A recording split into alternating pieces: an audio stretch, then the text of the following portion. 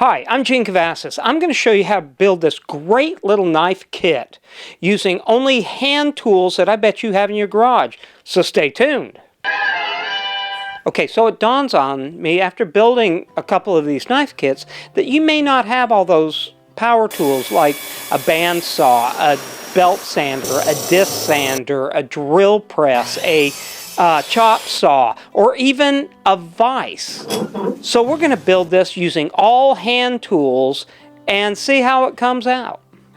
So we're going to use a hand saw, a coping saw, some clamps, and a file set. These are inexpensive from your hardware store. I bought all this stuff from Harbor Freight, including a drill bit kit and a cordless drill. Now you can also use a power drill, but we're going to use a cordless drill in this one. Also, I picked up a pack of inexpensive variety pack of sandpaper that goes from 80 grit to 220 grit. This will help you move through the pack as well. I did pick up a great little workbench. Now this workbench was $20, and I'll put a link below where to find one of these, and it's got a clamping vise on it. You've got some extra blocks that allow you to help bring your material down tight. This thing would be great for more projects than just the knife. You can build the knife without it, but it'll help a lot. Now the knife I picked up on Amazon. It was about $9. It's got a 4-inch blade, and the base plate is roughed out. You're going to have to use pins to go through it. Now I picked up 2 packs of pins. This is 1/4-inch brass pins, and I bought also a pack of 3mm pins. These pins run between $8 and $9, but we're talking about a pack that you can build a lot of blades from. You'll have to drill 2 holes in each of this, and it doesn't matter whether you want to use the 3mm or the 1/4-inch. Either one will last, but the fact is, one pin, just one single pin, will build more than one knife. I built one knife with the 3mm, and I still had enough to build another knife just from one stick. Same thing with the 1/4-inch. I still had that much left. Now, from your hardware store, your big box store, I picked up a piece of 1/4-inch red oak, and it was 1.5 inches wide. I think I paid $2 for it.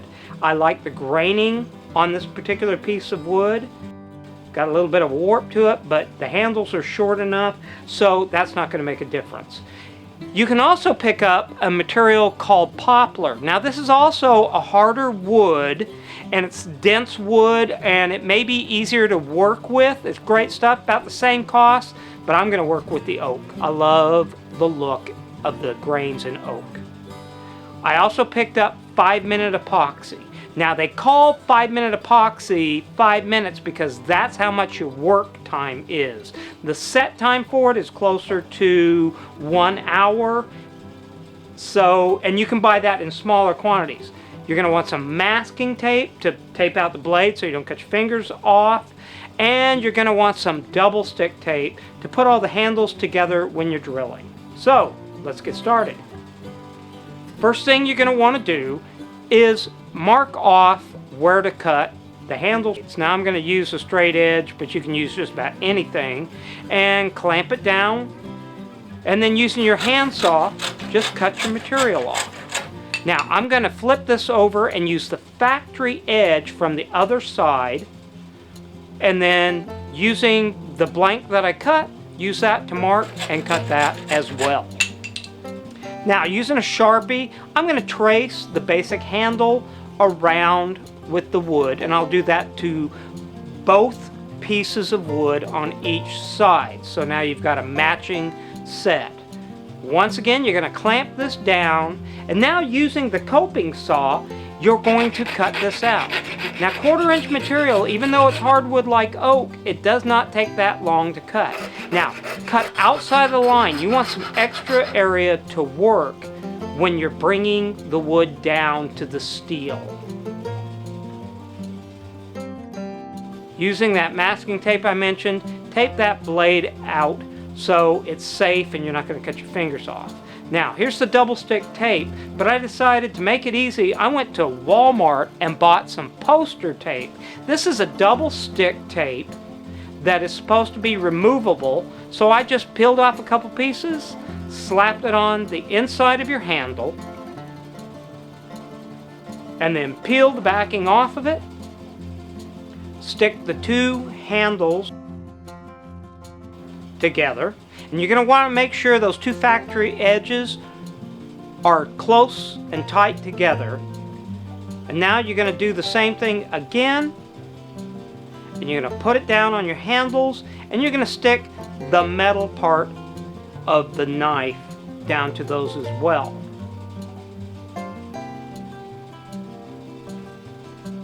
Now that they're all stuck down together, you're going to need to drill through these two pilot holes. So I'm going to use a piece of plywood as a secure block and take a clamp and clamp it down.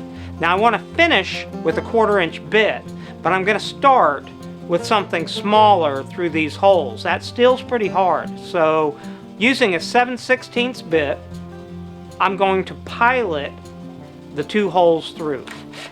Try to keep your cordless drill as straight as possible and drill through both pieces of steel and your two handles.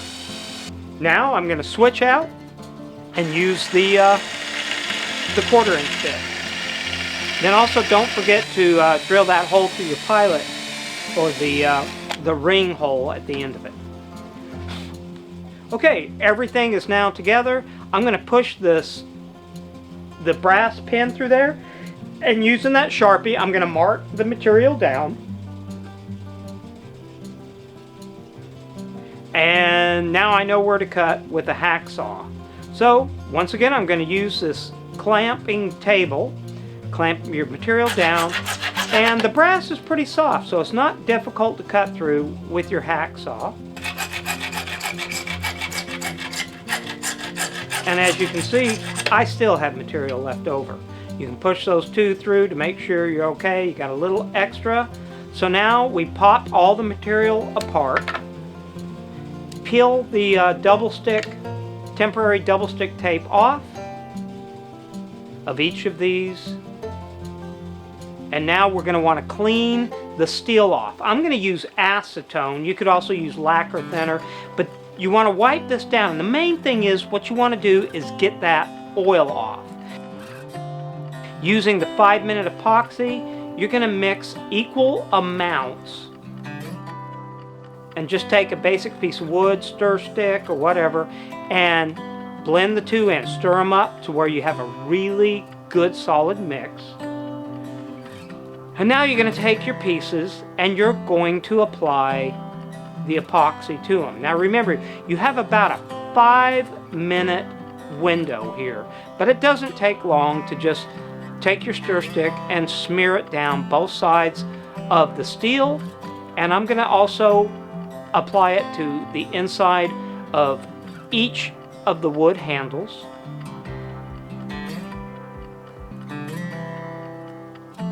Now, after I've applied, it looks like I'm spreading butter. After I've applied to both handles, I'm going to take what's left.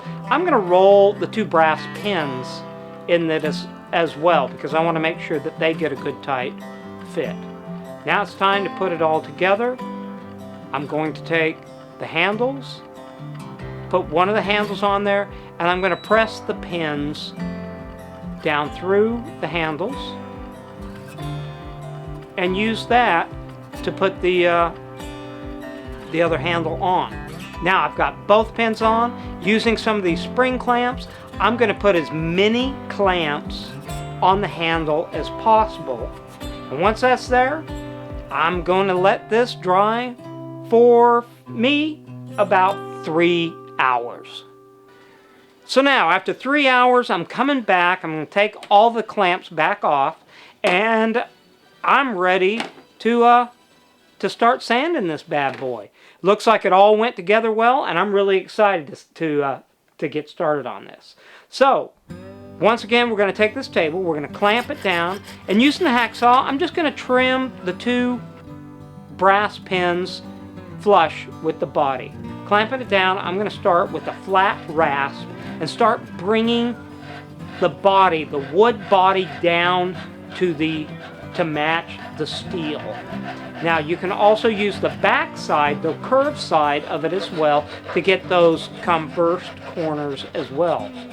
So take your time, work through this. You can reclamp it however it takes to get it. Now I know this looks rough, but now you're going to come back with a smoother flat file and start working your wood and even working your metal that's between the handles down till you've got a fairly decent finish. I'm also using a flat file on those pins to bring them down, and just keep working until you get it. Now using 80 grit sandpaper to start, I'm going to start now hand working that handle down. It's now to 120. And then eventually even to 220. So sanding all my material down and working it slowly, and then I'm going to graduate to even a rough steel wool, and then even go to a smoother steel wool. You can get those in variety packs. And once you've brought it down, now you can start rubbing some stain in. I'm really happy with how this is starting to look. Now I'm going to come back after letting that dry for 24 hours. I'm going to put Tru-Oil. Tru-Oil is a great product. It's made for gun stocks, but you just rub it into the wood, clamp it down, keep rubbing it down so you have a smooth all-around finish on this, and let it stay overnight. Once it dries, you can come back, apply another coat. I applied about 3 different or individual coats to this, and I really like how it rubs down in and smooths, and let it dry overnight between each coat. Now, once you get it to that finish,